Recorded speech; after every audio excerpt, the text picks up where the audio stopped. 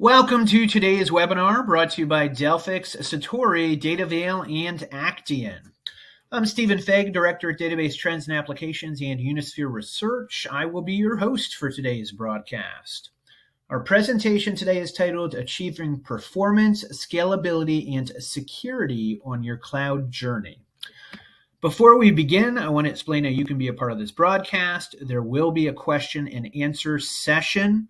If you have a question during the presentation, just type it into the question box provided and click on the submit button. We're going to try to get to as many questions as possible later, but if your question is not selected during the show, you will receive an email response. Plus, all viewers today will be entered for a chance to win a $100 Amazon gift card just for participating. Now, to introduce our speakers for today, we have Clint Sprav, Director of Product Marketing at Delphix, Eric Schupfli, Data Specialist at Satori, Michael Argawal, Global Practice Leader, Cloud Databases, SRE, and NoSQL at DataVeil, and Brian Batty, Senior Director of Solution Security at Actian. Now I'm going to pass the event over to Clint to get us started. Welcome to the broadcast, Clint. Thank you, Stephen, and welcome everyone. So I'm really excited today to talk to you about multi-cloud data governance, compliance, and automation for the application lifecycle today. So just to kind of level set, we all understand that today's businesses run on multiple enterprise applications, whether they're on-prem or in the cloud. And those companies must innovate quickly. So they must innovate with enterprise apps. And it's important that they do that so they can stay competitive. So anytime you want to release an app, you need to make sure that you test it in the right environment with the right data. And the right data is the key. So when we think about DevOps test management, it's very critical for fast, quality, and secure application releases. So today we're going to discuss how to enable multi-cloud data automation and governance for CI/CD at scale. So as you know, apps are on the move in today's technological landscape. So what you're seeing is a lot of digital transformation, more modernization of these applications from on-prem to the cloud. Enterprises that used to run on mainframe and Unix systems in private data centers, but now they're increasingly moving those open systems to the cloud and across SaaS, platform as a service, infrastructure as a service, private and public clouds. And many need to manage data across the global multi-cloud, and it's very complex, costly, and risky. So with every cloud offering proprietary point solutions with different functionality and APIs. So data cannot be consistently managed in heterogeneous silos. So what does that mean? That means that, of course, we have multiple challenges in managing application lifecycle data at scale. And scalability is the key in order to advance in the modern technological world. So enterprises today manage hundreds to even thousands of applications across SaaS and as well as public and private clouds. And these applications also have data that needs to be managed throughout the application lifecycle. So we need to manage data across the multi-cloud. And again, we talked about it being complex, costly, and risky. And data can't be consistently managed in heterogeneous silos. So as you know, applications grow in data volume every year. And many applications contain sensitive data and personal identification information, PII. And data privacy and industry regulations continue to evolve and increase penalties and fines. And sometimes this can include jail time. In addition, most of you are probably familiar just with cyber criminals and hostile nation states as they continue to target and attempt to breach enterprise data stores. Now, if you look at it from an application development perspective and analytics, they require complex tool chains that vary across SaaS, private, and public clouds. And as data moves across the application lifecycle, it needs to integrate with a range of tools that can vary by cloud, including source code repositories, data governance tools, build tools, and so forth. Now, developers and data scientists, they need the right data at the right time to do their work. So for them to test a new release, developers need access to environments with realistic application data while maintaining compliance with data privacy and industry regulations.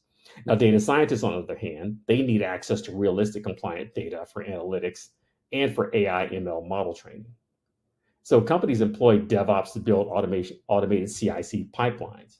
So if you want to achieve real world-class level of innovation, you need to make sure that you have the right data. So making sure that you can have that data and integrate it within your CI/CD pipeline and that infrastructure is also critical for the success of that application deployment. So how do we do this? Well, first we're going to enable a multi-cloud data operational model. And what that means is a multi-cloud data operational model is required to successfully navigate the complex environment. At Delphix, we have what's known as Data Control Tower, or better known as DCT. And this introduces what's known as a data mesh that unifies data compliance, governance, and automation across the application and cloud platform. So think of it as a one-stop shop for orchestration and managing your data from operational governance as well as automation and compliance. And data governance is achieved through operational control and visibility of test data across multi-cloud applications, databases, environments, and releases. And I'll share a little bit more how DCT brings together the data catalog and tagging and so forth.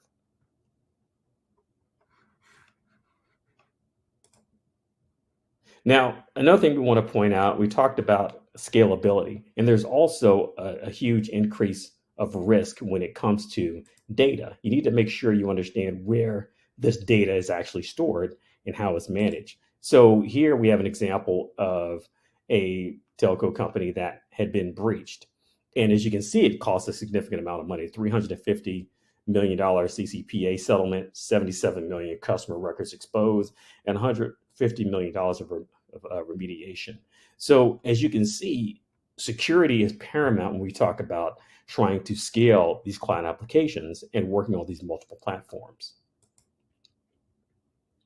So how does Delphix help with this? So we talked about, we have our DevOps data platform, which is for multi-cloud data governance. And what it is basically a data mesh library that allows you to basically sync version control data on local, on local nodes for residency. It's also automated, secure, compliant, and efficient. So what you have with this single platform is the ability to reduce cost and increase efficiencies within these applications. Now, what makes this solution unique? Well, you've heard of data governance solutions. Well, ours is slightly different in that our main focus, as I talked about earlier, is really on operational governance, where we actually combine the three core areas, which is a data library with a catalog, along with tagging, as well as access control. Now, what this means is now we can leverage all of these three items. So most governance solutions don't have that data portion tagged along with it. We have that complete solution that allows you to combine that data library with that catalog for tagging. So it's easy, very searchable, and then also with access control.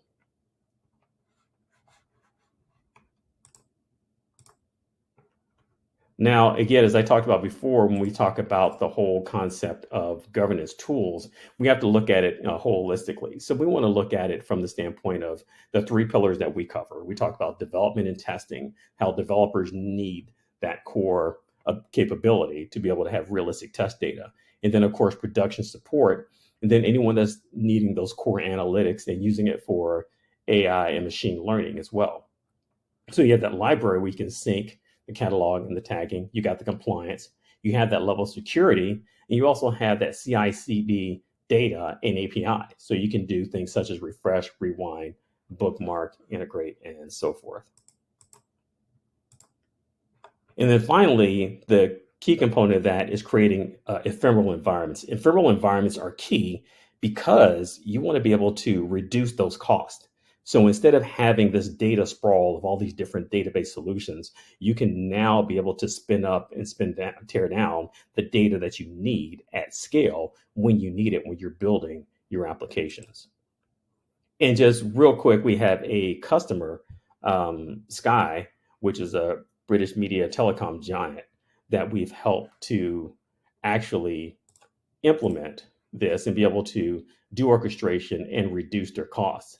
So we're able to reduce their infrastructure cost, increase quality, and increase the speed of the releasing of their applications. And so finally, the three pillars that you want to make sure that regardless of what solution that you're looking at, and this is what we actually make sure that we do for our customers, is to hit the big three. One is reduce cost, reduce risk, and increase time to market. And that's the three pillars of making sure that you can scale as well as be compliant and continue to innovate your solutions.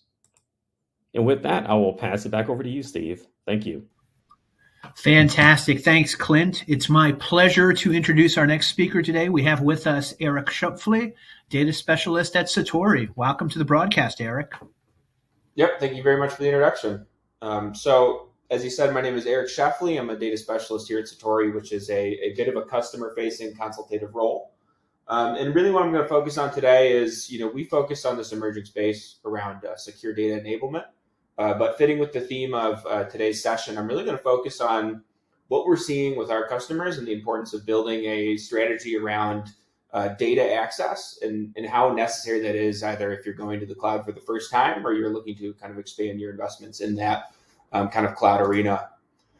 Really, I think one of the big defining impacts of investing in the cloud is what we see here, which is just a plethora of ways that people now have access to new solutions that are readily available around how do you access and monitor and manage data and across multiple systems and even multi-cloud environments.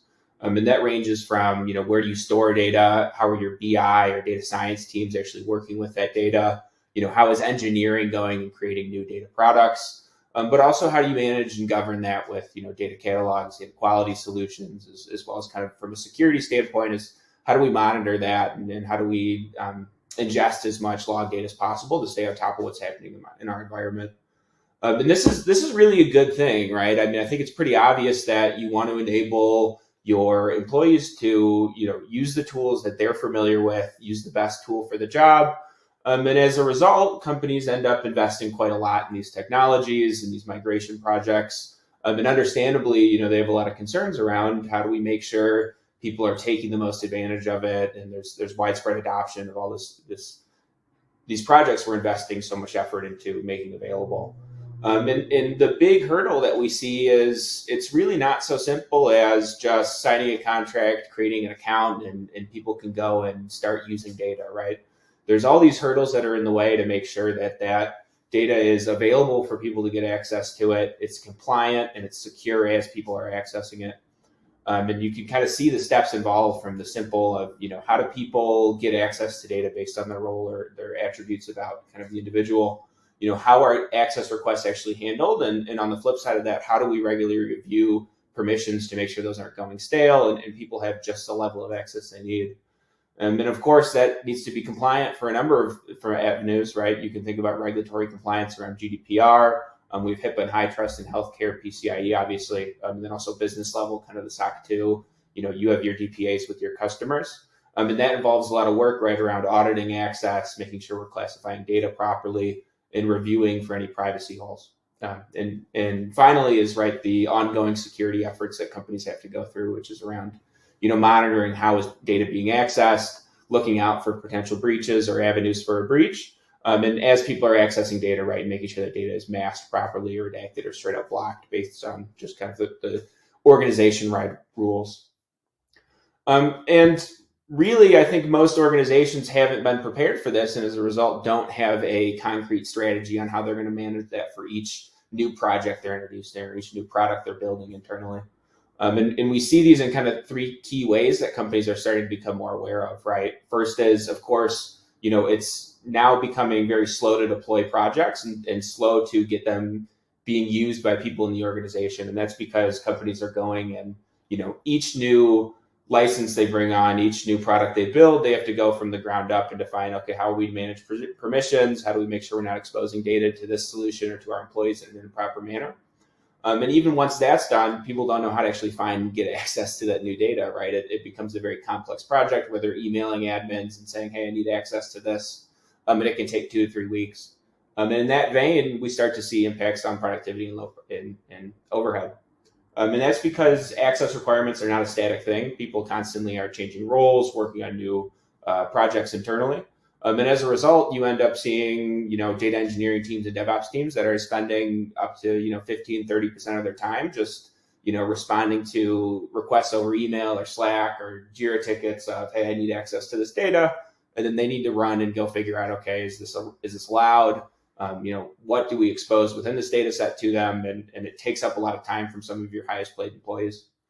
And then, of course, is the risk avenue, right? They say, having no plan is a plan to fail. And the same is true around data access and data security. And it's a dangerous kind of combination when you're talking about we don't have visibility into how people are accessing data, and we don't have any controls on it either, right? So you don't even know what's going wrong in most instances. So the first step, really, if you want to create an access strategy, and what we're seeing is the question on, okay, where do I actually build these controls? I think the most common answer is what we see is on the data store level. And this has been really enabled by companies like Snowflake that invest a lot in these controls around role-based access controls or masking. But that's not without issues, right? You start creating security silos because if you're multiple database, there's unequal controls across each one. Policies are kind of built in an ad hoc manner. And also it takes a long time to define those, code them in, replicate it for each new use case. And overall, just kind of a lack of visibility. And most importantly, these systems weren't designed for security first, they were designed for queries. So there's a real impact on consumption and performance. Less popular, we start seeing people try to build controls into the applications themselves. We would say that kind of people can build in controls onto dashboards. But of course, it's very restrictive, right? You can't allow ad hoc queries. You can't allow onboarding of new tools until those have been validated and the security's been built in.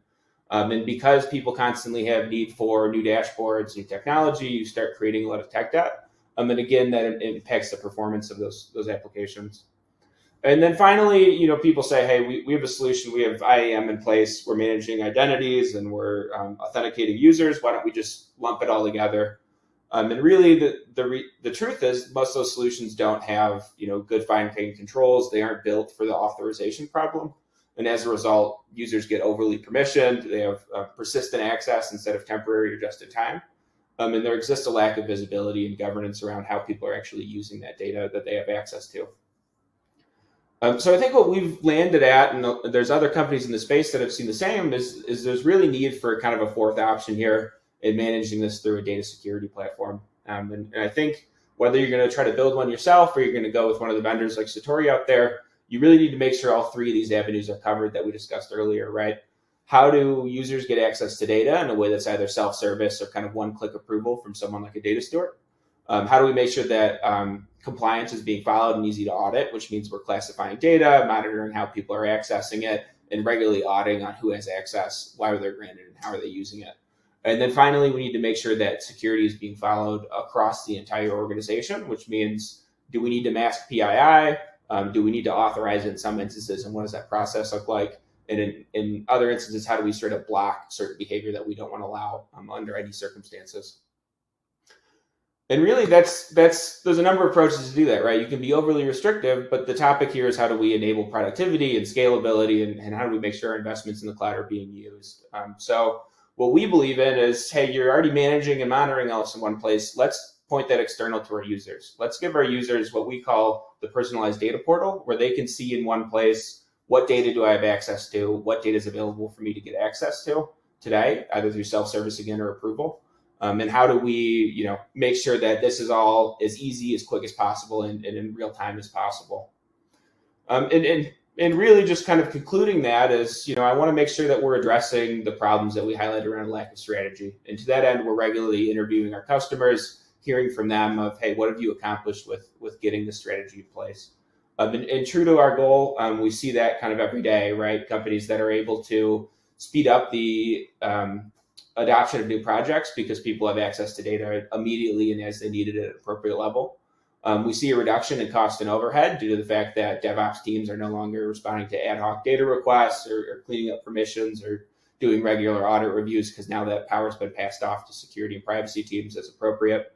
And then finally, the risk elimination. With the data security platform, you can really automate a lot of these controls, make sure you're continuously compliant without having to constantly review and look for those holes in a detailed manner.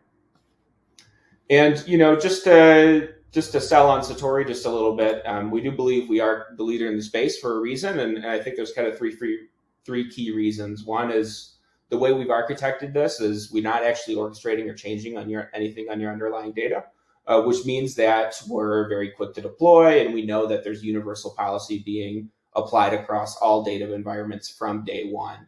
And also, you're again putting that data in the hands of users, and you're resting easy that it's secure and compliant, which means you're going to get better adoption of your investments in data.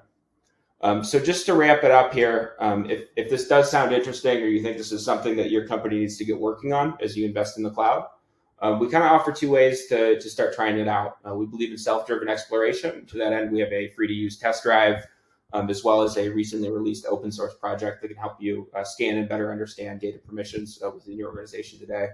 But most importantly, just reach out. We work with a lot of companies on this, and we do believe that we have kind of a good framework in place, and what we've seen is most successful. So with that, I'll end it and pass it back. Thank you very much. Thank you very much, Eric. Okay, I'd like to introduce our next speaker today. We have with us Michael Argowal, Global Practice Leader, Cloud Databases, SRE, and NoSQL at DataVale. Michael, welcome to the broadcast. Thank you, Stephen. So far you heard from Clint and Eric around the data security, governance, DevOps. I'm here to actually talk about very fundamental question I hear a lot from customers. When customers are moving to cloud, are they able to achieve the performance, flexibility, and security? But before I go there, let me quickly introduce myself and the company I work for. I have 25 years of experience in IT. I have been software developer, DBA, technical program manager, cloud architect in different roles. Today I lead a team in India, Colombia, and US, which provide the site reliability engineering, database migration, modernizations. The company I work for, we are in 15 years in business. We have employees in US, Canada, India, Sri Lanka, and Colombia. And we have partnership with Oracle, AWS, and Azure. And we do have many credentials in all three cloud that we support. People from certifications, experience, project completion, and also the competencies and partner badges that we earned over the time.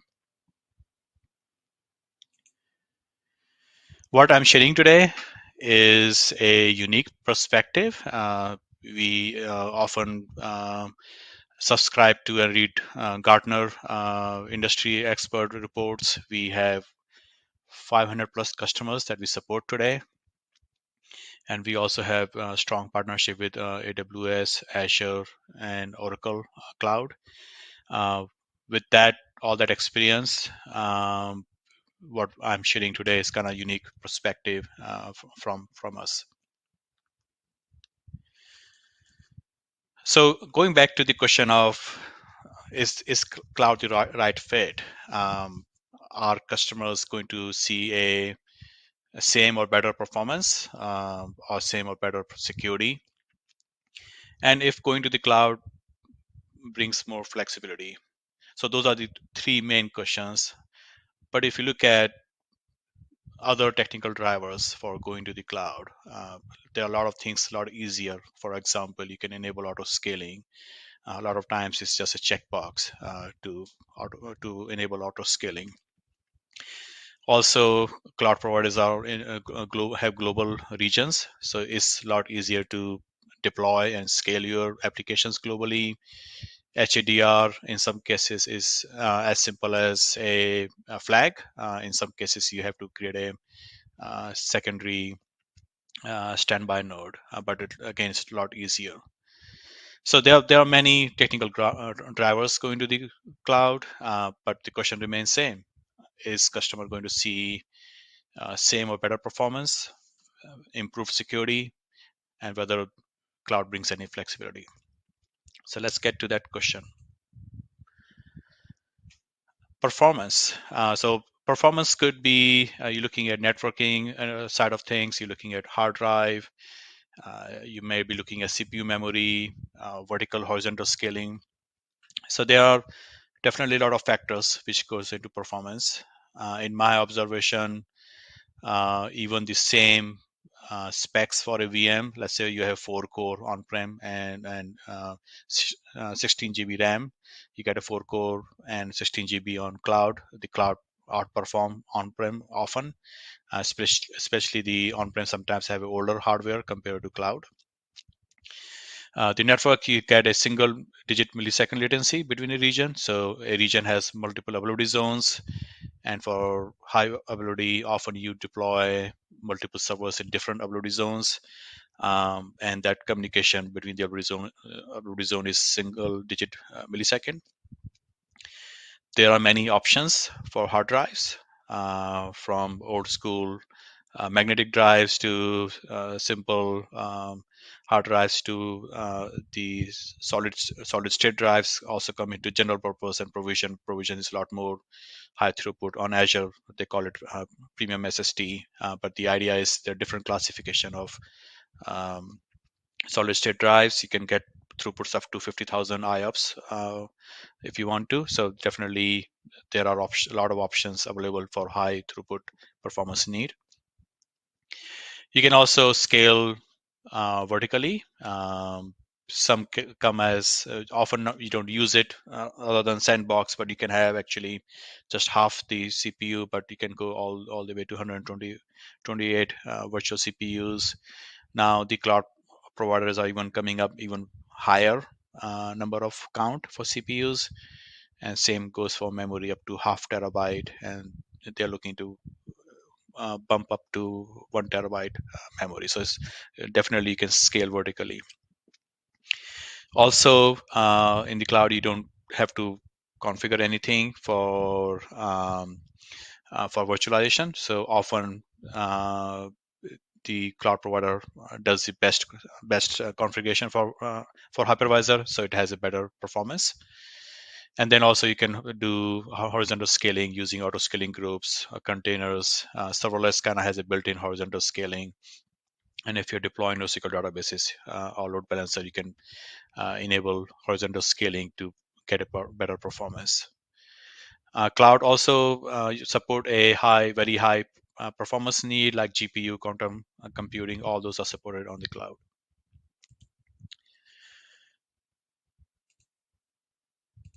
So what flexibility the cloud provides? Number one, you never have long-term commitment. So if you are experimenting, you need something for a month or two, you only pay for a month or two. You don't have to pay any long-term. Is also, if you're using infrastructure as a code like Terraform, CloudFormation for AWS, or ARM template for Azure, for example, you can spin up multiple environments using same script, just using different parameters for different environments. HADR, a lot easy to configure. And also for compute, you have multiple options. You can use virtual machines, containers, but if you want to just run your code, you can use things like AWS Lambda or Azure Functions. Licensing fees, there's no licensing fees unless you're using something from marketplace or using third-party product. AWS and Azure does not require licensing fees. Upfront cost also, there's not a upfront cost unless you go for savings plan, reserved instances where you do have a commitment, and it gives you up to 50-60% savings on the compute. Is cloud more secure? If you ask me, the answer is yes. And the simple reason is a shared responsibility model. What that means is the cloud provider take care of the security of the data center, who's going in and out, securely decommissioning the hard drives, for example, able to recycle the life cycle of virtual machines and servers, all those aspects of it. As you spin up environments, of course, that part of the responsibility falls you as a customer. But AWS and Azure, they both made it very easy. They provided services for keys management, encryption, decryption, certificate, secrets management.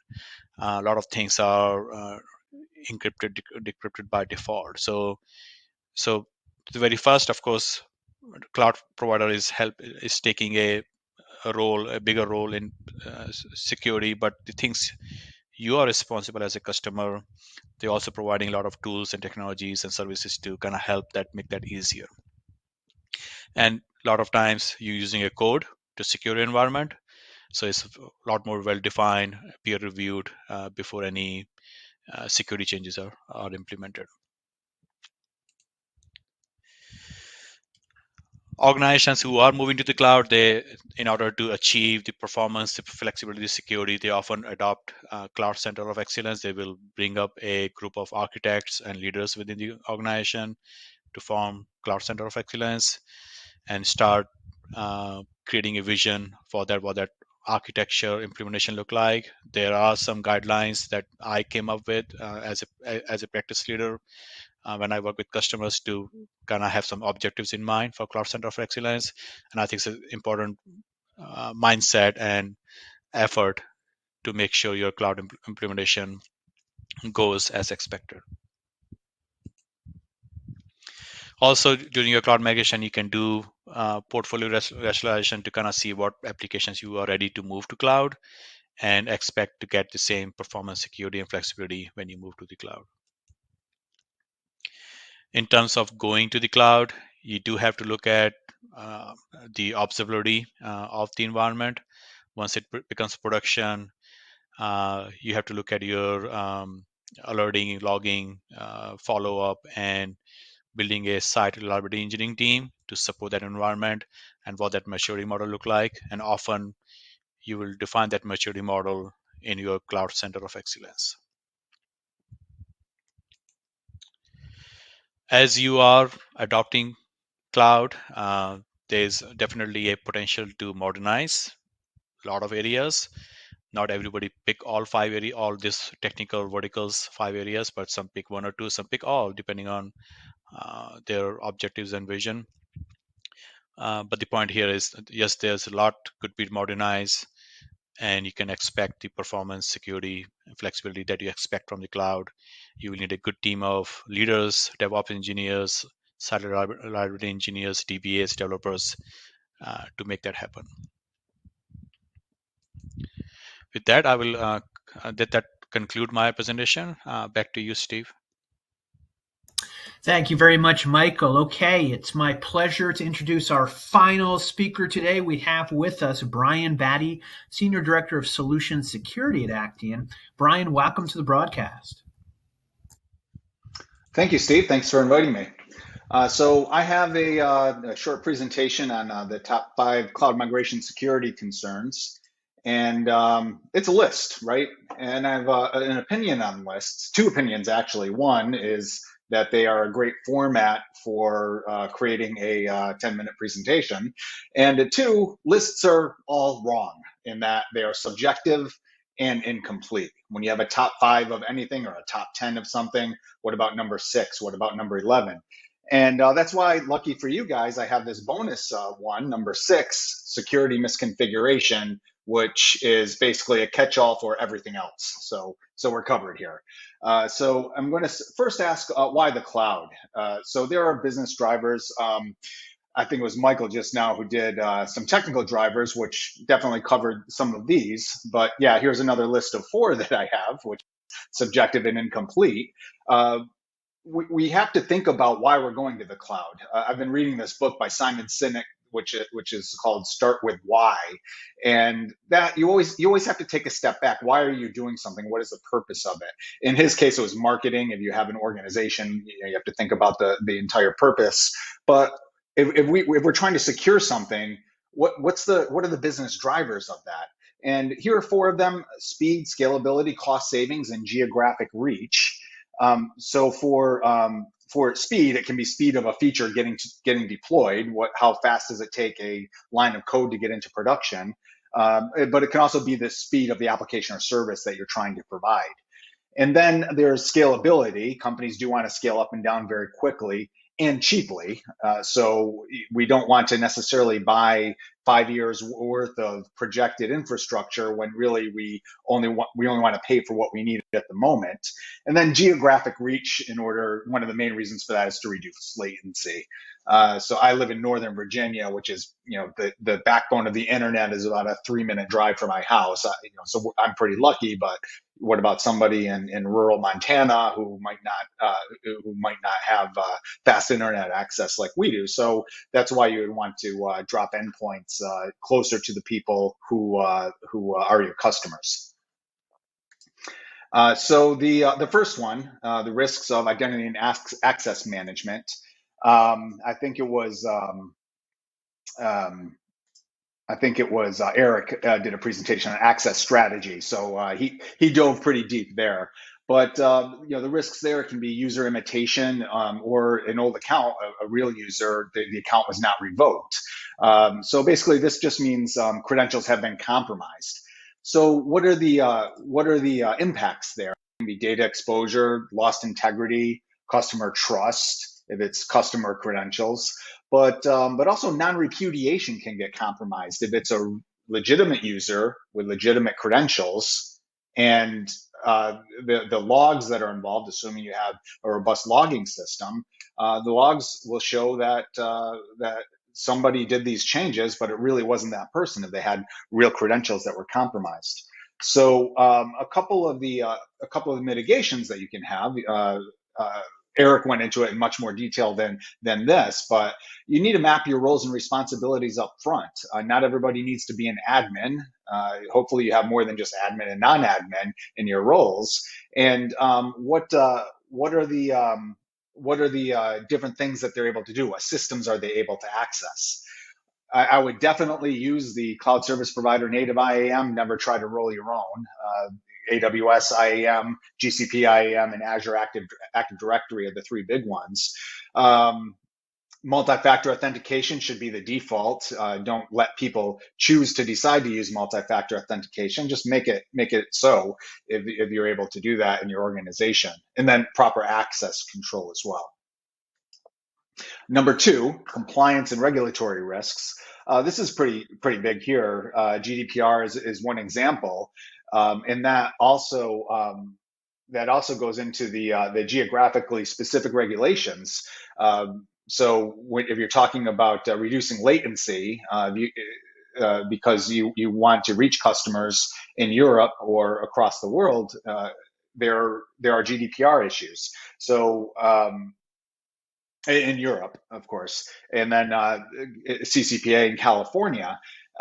You might not think that it applies to you because your organization isn't headquartered there, but we saw last week Facebook was fined 1.5 billion euros for transferring PII from Europe to the United States. But all these things, there are risks that are involved. You have to think about what your organization is subject to. FedRAMP, CFIUS, if you're a non-US entity that has United States federal government customers, you're subject to Committee on Foreign Investment in the U.S. Contracts, PCI compliance, and then of course your own organization's custom information security policy. What needs to be done? What are you subject to? And you can be some of the impacts that are involved: regulatory fines, lost business, and lost opportunity. A PCI customer, a customer who, if you're running credit card information and you are not PCI certified, then you're going to lose those customers. They're going to go to somebody else who is. Same with HIPAA, same with FedRAMP. Federal customers aren't going to use you if you're not certified, depending on what you do. So you need to understand what applies to your business needs and ensure that your cloud provider meets those necessary requirements. Now, if it's one of the big ones, Azure, AWS, and Google Cloud Provider, they're probably safe, but you still need to ask the questions. You can't just blindly trust them just because they're AWS.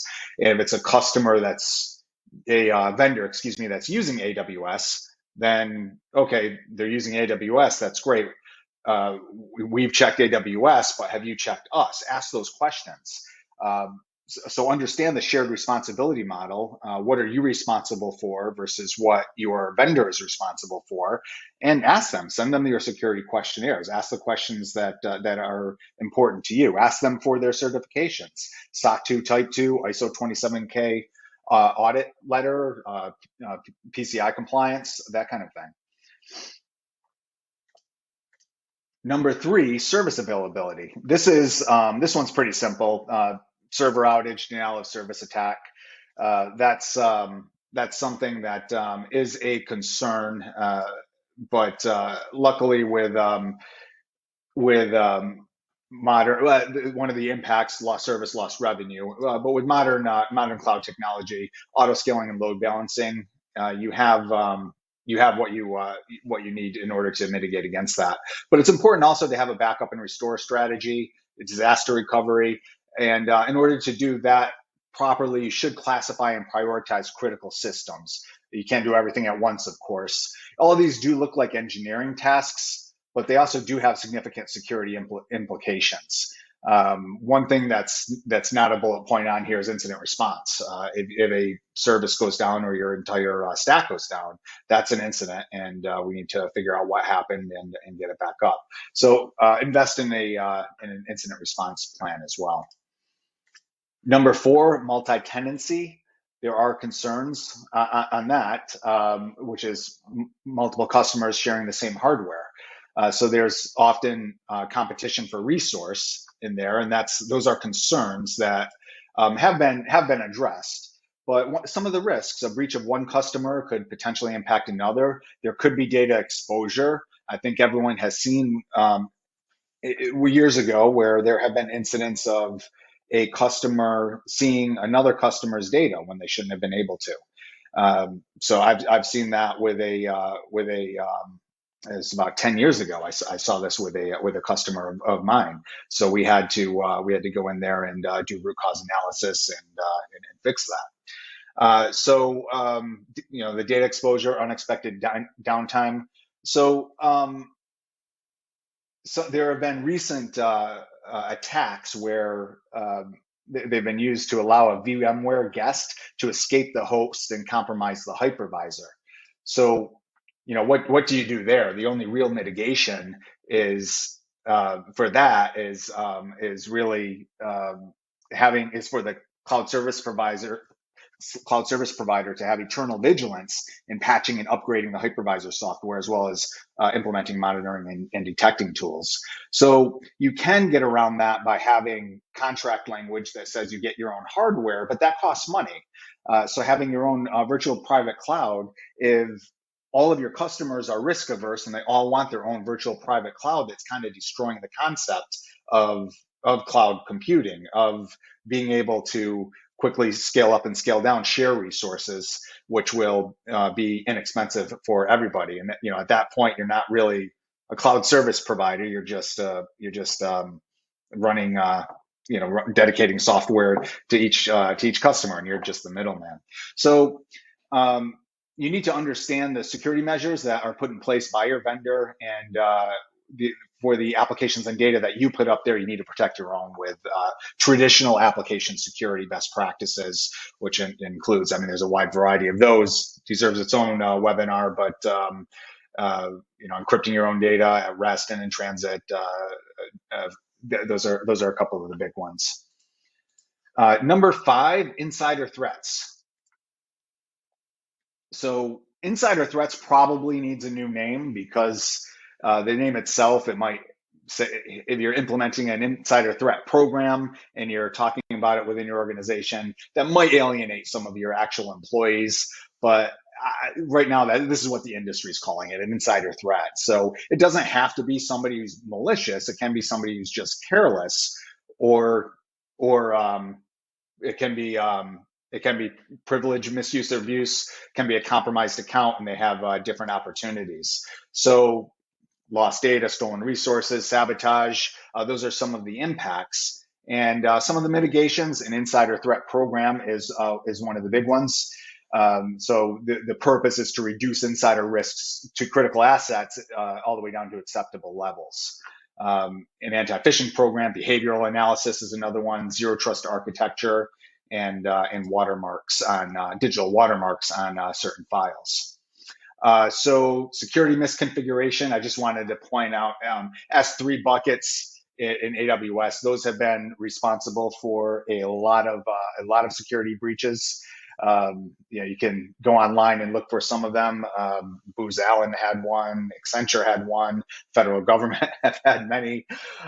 So those are some of the risks involved there. So you want to make sure that you utilize infrastructure as code templates to minimize the manual mistakes that somebody can make and automate security of those templates. There are many tools out there that do that kind of scanning. Drift detection from your baseline, and continuous monitoring. So that's pretty much all I have. Start with why, align your security goals with your business goals, and these are some of the things that you need to think about. I'll turn it back to Steve. Thank you very much, Brian. Okay, we're going to dive into questions from our attendees. Clint, this first question I'm going to pass to you. What is the difference between traditional data governance and operational data governance? Yeah, great question. So the biggest difference is when you think about just traditional data governance, it primarily focuses on the analytics part. So one of the things you probably saw on my slide, how we divided the three key areas of development and test and production support and analytics.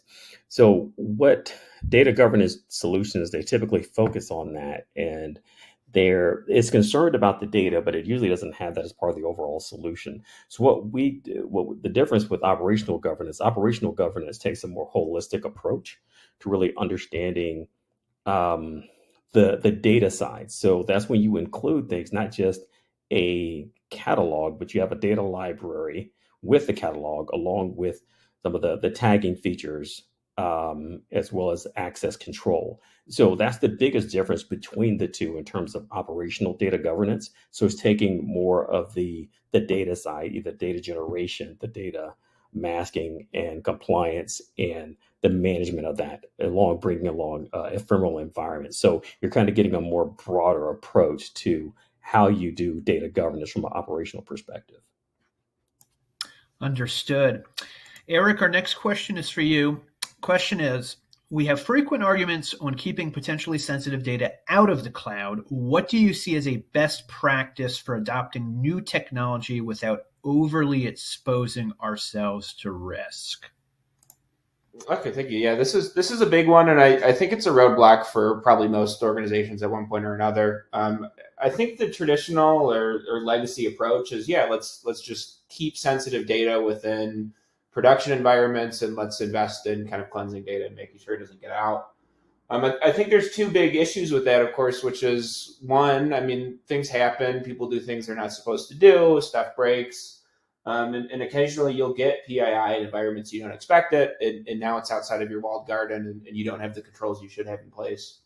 And second, you're kind of hamstringing your own employees and your own investments and solutions by not acknowledging there's legitimate business purposes to access PII or financial data and kind of dig into that data. So I think you need to have a strategy in place around that, and you need to be conscious of reducing the risk. I think obviously, the bare minimum is you need to have some way in place to monitor that. You have to know where data exists, who has access to it, who's using it. But you need some way to put controls in that aren't going to be dependent on each single environment or access pattern people are going through, right? And that's what I was kind of speaking to before around, you need some kind of platform that's agnostic to where data is being stored and how people are accessing it. So you could see that visibility in real time, and you could put universal controls that aren't going to slow down kind of the adoption of new projects or, have to repeat the security process every single instance. I hope that was helpful to the question. Absolutely. Thanks, Eric. Michael, next question is for you. Can you expand a little bit more on the impact cloud has on performance and security for databases? Yeah, sure I can.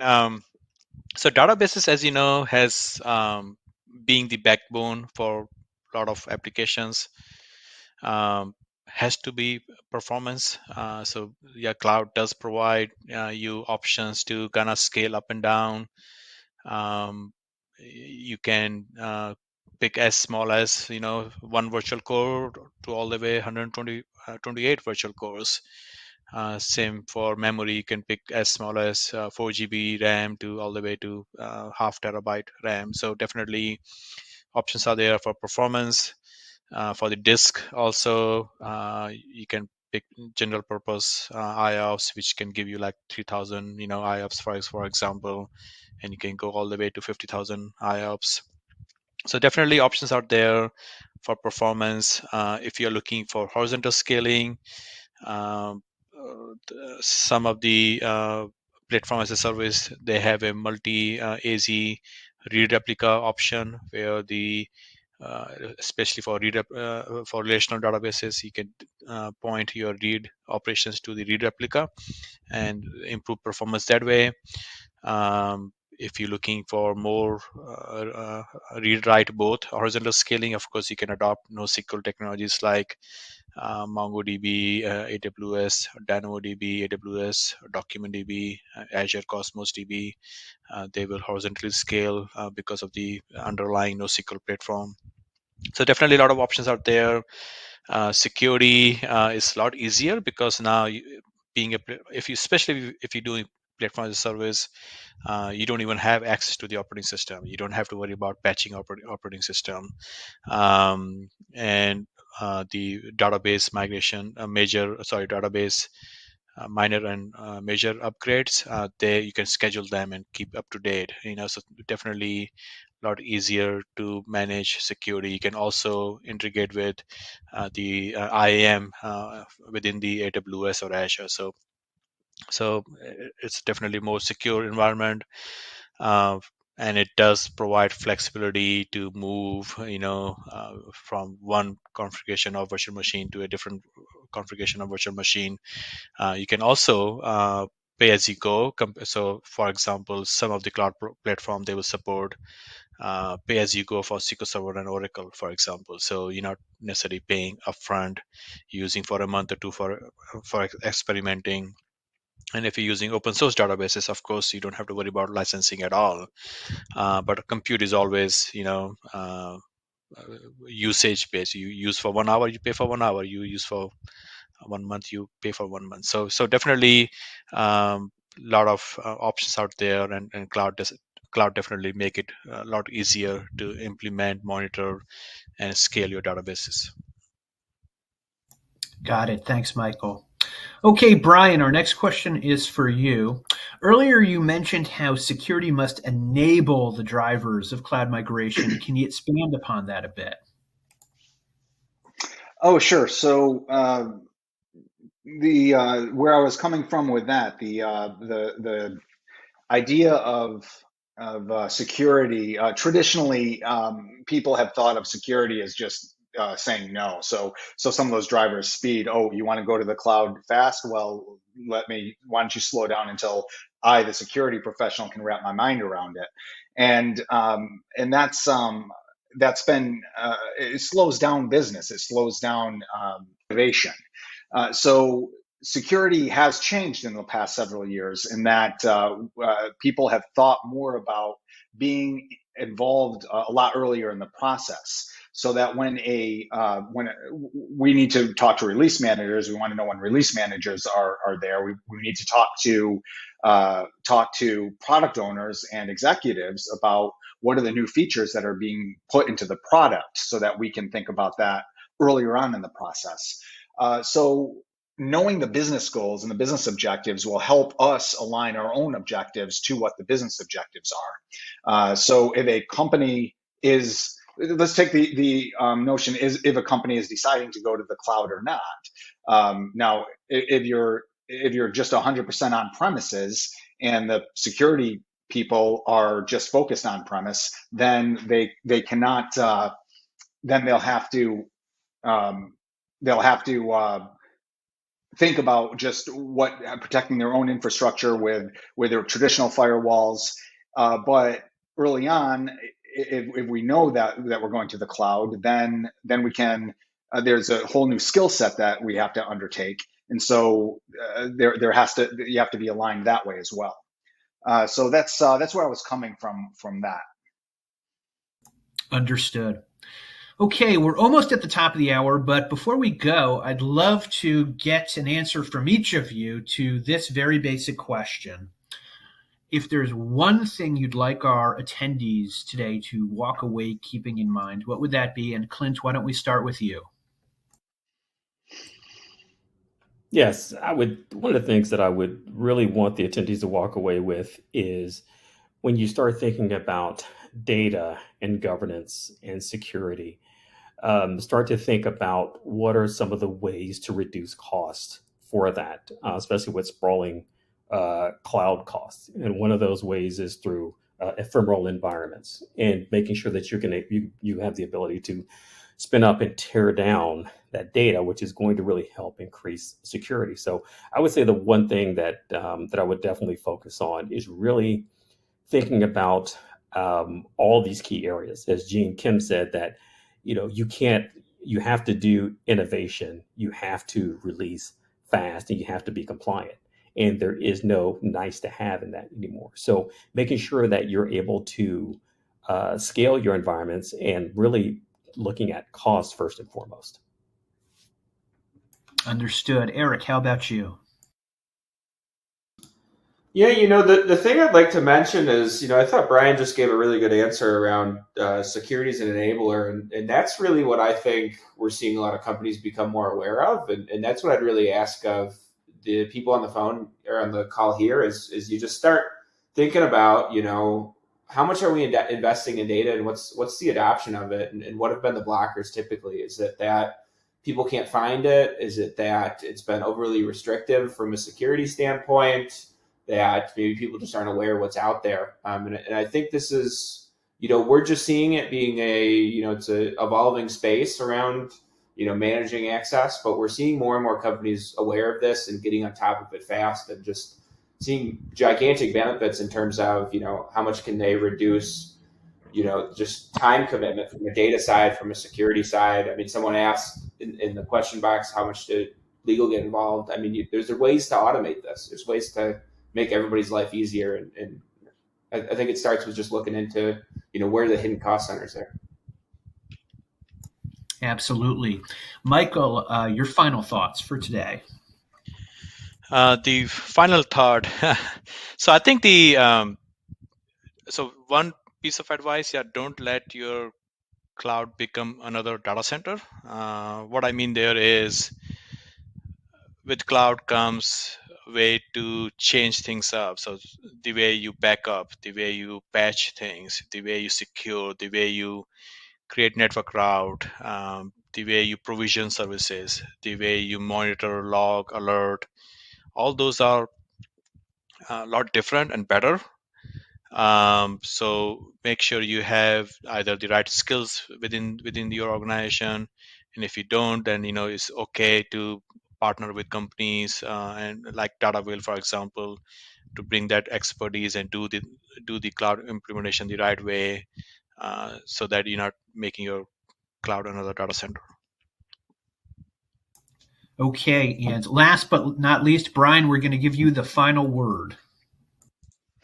Sure. So I tell my team all the time, I just try to remind them to prevent this culture of no from security. We're not in business for security. We're in business for business. The entire organization is. So if we on the security team are in the way, business is going to go around us. So we need to go along for the ride, find out what their motivators are, find out what their drivers are, and help them along the way. So just don't get in the way. Be the enabler. Okay, well, that is all the time we have for today. If we didn't get to your question, we apologize. We will share your questions with the presenters and the companies involved with today's event, so you can get some follow-up responses. So I would like to give a huge thank you to our speakers today for sharing their insights and expertise. Once again, Clint Sprav, Director of Product Marketing at Delphix, Eric Schupfli, Data Specialist at Satori, Michael Argawal, Global Practice Leader, Cloud Databases, SRE, and NoSQL at DataVeil, and Brian Batty, Senior Director of Solution Security at Actian. So if you in attendance would like to review this presentation or send a colleague, you can use the same exact URL that you used for today's live event. It will be archived, and you will receive an email notification from us once that archive is posted, so you can check out the recording. And also, as I mentioned before, just for participating in today's event, you could win this $100 Amazon gift card. The winner will be announced on June 30th. We'll let you know via email if you are the lucky viewer. Thank you, everyone, for joining us today, and we hope to see you again soon.